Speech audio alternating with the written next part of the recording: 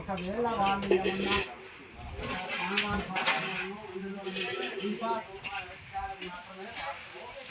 నేను ఉన్నాను అని నరసింహ స్వామి ఆ స్వామివారి అనుగ్రహంతో అదే విధముగా 17 సంవత్సరాల నుంచి కంటిన్యూషన్ చేస్తున్నాము. మానవుని జన్మ చాలా గొప్పది. ఎందుకంటే భగవంతుని స్వరూపం మనిషి. మనం పోల్చుకుంటే ఒక కుక్క ఉన్నది, ఏనుగు ఉన్నది, ఎలక ఉన్నది, దోమ ఉన్నది, సీమ ఉన్నది. అవన్నీ జన్మలు ఎత్తి ఎత్తి లాస్ట్ చివరి జన్మ మానవ జన్మ. ఈ మానవ జన్మలనన్నా మనిషి నీతి నిజాయితీ ధర్మంగా ఉంటాడో ఆ భగవంతుని దగ్గర ఏదో ఒక వస్తువు రూపంలో ఈ జన్మలో కూడా మళ్ళా అదే పాపము ఒకరి మీద ఏడుపు దగ్గర వాళ్ళు ఎట్లా ఉండాలి, ఎట్లా డెవలప్మెంట్ కావాలని ఏ వ్యక్తి కోరుకుంటాడో ఫస్ట్ వాడే అడిగేళ్ళవుతాడు. కానీ ఆలోచించాం మనం. ఎందుకు ఆలోచిస్తాం? పక్క పంట కూర్చుంటుంది, వాళ్ళ పక్క పంట 500,000 అంతేనా కాదా? తెలివైంది అనుకుంటా సైలెంట్గా పెట్టుకోవాలి, దాచిపెట్టుకోవాలి. సీక్రెట్ లాగా కంప్యూటర్లో పోయి తాళం తీపియాలి, లాక్ తీపిచ్చేసి వాడుకోవాలి. అది పాపం. 10,000 సెల్లుకు నీకు 50,000 పోతాయి, 500లకు 5,000 పోతాయి. కానీ ఆలోచించాం మనం ఇప్పుడు హ్యాపీగా ఉన్నామా లేమా?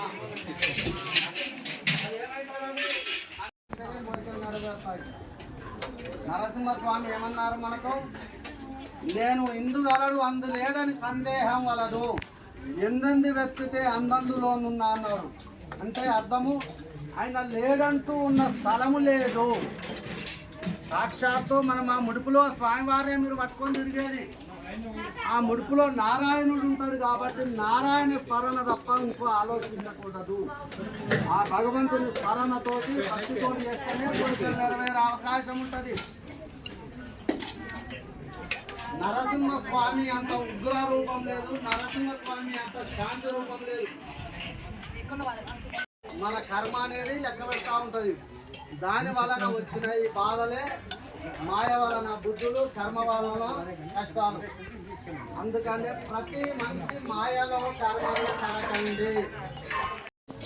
ఆ స్వామివారికి నిష్టగా ముడుపు కట్టి నిష్టగా ప్రత్యక్షం చేస్తున్న మాత్రం కోరికలు నెరవేరుతాయి.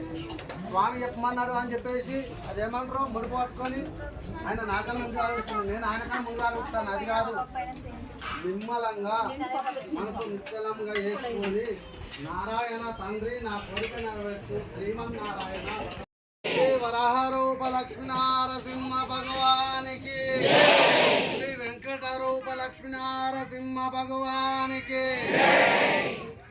ఎవరి అన్న ప్రసాదానికి వాళ్ళు నమస్కరించుకోండి. ఓం సహనావతు సహనౌ గుణత్తు సహ వీర్యము కరవావహే తేజస్వినామధీతమస్తు మా విద్విషావహే. ఓం శాంతి శాంతి శాంతి.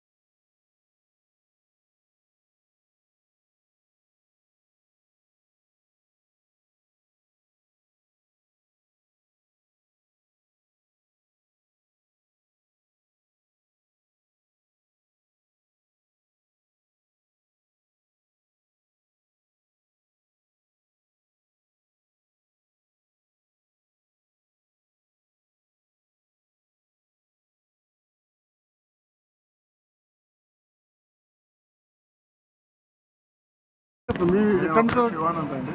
ఎక్కడి నుంచి వచ్చారు? నేను వచ్చేది హైదరాబాద్ నుంచి వచ్చాను. నేను ఒక 2 నెలల కింద వచ్చేసి నా మొక్కు తీరింది, స్వామికి మొక్కుకున్నాను. మొక్కు తీరిన తర్వాత నా ఇష్టానుసారంగా ప్రసాద వితరణ చేస్తున్నాను.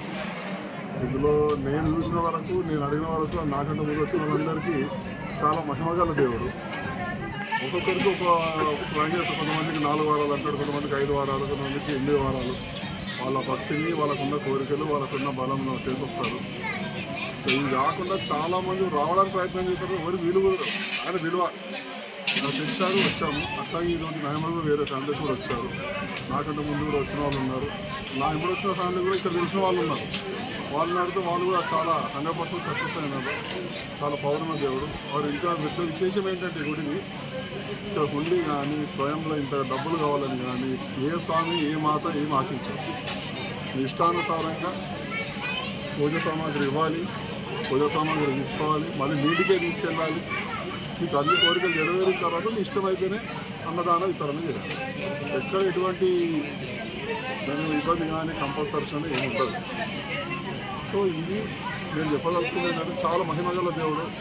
ఎవరికి ఎటువంటి కష్టాలు ఉన్నా, ఎటువంటి ఇబ్బందులు ఉన్నా ఇక్కడికి వచ్చి మొక్కుకుంటే స్వామి ఇచ్చిన ఆజ్ఞ ప్రకారంగా మీరు మొక్కు తీర్చండి, తప్పకుండా మీ కోరికలు నెరవేరుతాయి.